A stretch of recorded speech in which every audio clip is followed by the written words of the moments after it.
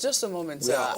I've not talked about the opposition here, and I do not want to talk about the opposition. This is something that the Nigerian people, when an attack happens, for instance, I know that when you talk about the gains made in security, one of the things that we were told, is that the military has largely been able to contain this terrorism to 3 states, and they're fighting it, and even in those states, they've been able to make sure that it's towards the border of Nigeria with Cameroon. But when the Yanya blast happened, that almost rubbished that particular achievement, and people will ask questions as to whether or not we're letting down our guard, or as to, what exactly could be happening in that area. Let me tell you. Genuine Nigerians. We live in a global village in this world today.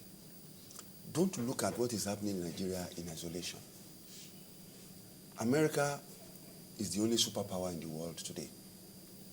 Look at what they are going through in Afghanistan and Iraq. Our own experience cannot be different. You will be having isolated cases like this until we are able to put an end to the whole thing. Why is it difficult for us to put an end to it? If we're well motivated, we've got equipment, we've got personnel. The international dimension is what is really hurting now. You see, don't forget that... What aspect of the international dimension? The funding, the logistics support. Yeah, but I thought the government said they know where the fund is coming from. They know who the sponsors are, but they refuse to name names. Just as the Western world knows where the funding for Al-Qaeda, the funding for Al-Shabaab is coming from, and the whole world has not been able to put an end to it. What they've been able to do is to shock them to the point where this free flow becomes extremely difficult to get. And I think that is the level we are now. And let me tell you,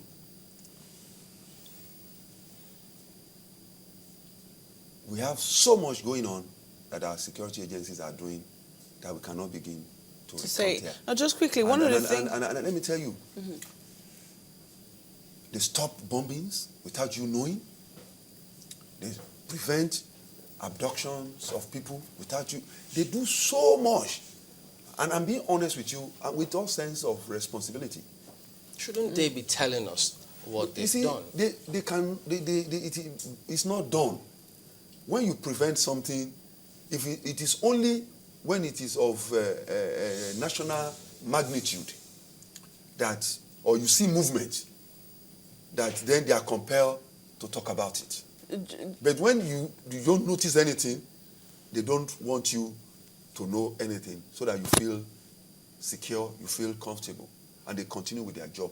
But when there's a movement in which the attention of the public is drawn to it, then it behoves them to come in the open to say, okay, this is why we are doing this, this is why we are doing this, this is why we are doing this. Senator, something also came up in the aftermath of the Yanya blast. I don't know if you saw the video online as to the body of the alleged suicide bomber who carried out the bombing. A host of people were wondering how the forensic investigation went in that area and what eventually became of the body. Did you see that video as well? Well, I saw the video myself. Yes. And I believe that the police authority are on top of that. It's something that is still being investigated. Was it? Absolutely. Was it of concern? It has to be investigated. It has to be. Mm-hmm. Okay. But from the look of things about the way we're approaching this security challenge, if we don't get the necessary cooperation that we need from Cameroon, what do we do? Well, we have to. Let me tell you, it's always better to judge than to war. We can't go to war with Cameroon. It doesn't make any sense. So what makes sense is to engage them. We have to continually engage them, internationalize the discussion to put more pressure on them. It's the only way out. Would there be an extension of the state of emergency? The president is attending to that. That is not my purview. But what do you think? Do you think there should be an extension? I don't want to guess my organ. What also happens to the bodies of our men who are killed on the war front? I mean, we know that we have lost quite a number of people in the war front, our own people, but it was saying that we're also not giving them the honor that they deserve. What are you talking about? How do we treat the bodies of our soldiers who we lose on the war front? Well, I believe up till date, I have not received any complaint from any family members in terms of being angry or disappointed with the way we have treated our men. But tell us, what is the process? Women. Well, the procedure is standard. You give them the maximum respect in debt and ensure that the sacrifice they have made is recognized in a respectable way. And those things that are expected of us as a government is done to the letter. Okay, I have people asking, look, the 2 million naira part, they're saying, is it 2 million naira or $2 million? $2 million naira a year. Not I want to dollars. say, not dollars, 2 million naira a year. That's my That is salary. salaries. And that is why That's salaries a and- 16 million naira apartment project cannot be for low income. And that is why asking people to pay 30% as down payment for that low cost cannot be low cost. They must find another name for it. You can't call that a low cost. Senator, And are you relocate the saying project. it's 2 million naira plus all your allowances and perks what of am I- office? everything- I mean, let us. We know the difference between everything- basic salary everything put and together allowances. is 4 million naira. Everything.